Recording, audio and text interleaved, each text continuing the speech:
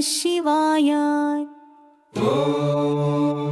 नमः शिवाय। शीर्षजटागणभारं गरळहारं समस्तसंहारं कैलासात्रिविहारं पारं भववारिधेरहं वन्दे।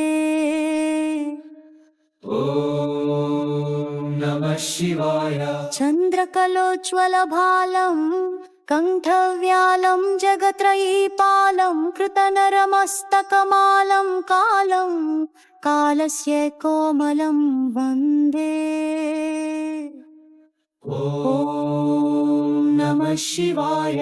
उपेक्षणाहतकामं स्वात्मरामं नगेन्द्रजावामं संसृतिशोकविरामं श्यामं कण्ठेनाकारणं वन्दे। नमः शिवाय।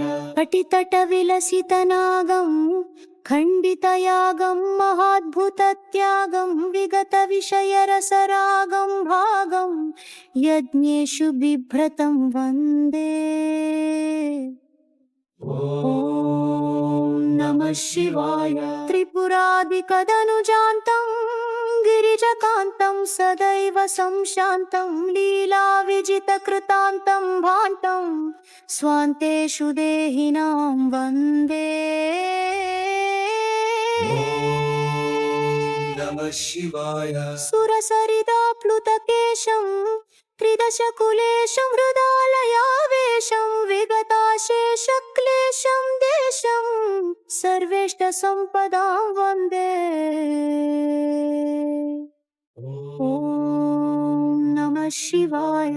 करतलकलितपिनाकं विगतजराकं सुकर्मणां पाकं परपदवीतवराकं नाकं गमपूगवन्दितं वन्दे।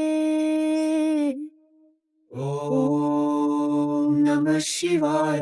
भूतिविभूषितकायं दुस्तरमायं विवर्जितापायं प्रमथसमूहसहायं सायं प्रातर्निरन्तरं वन्दे। नमः शिवाय।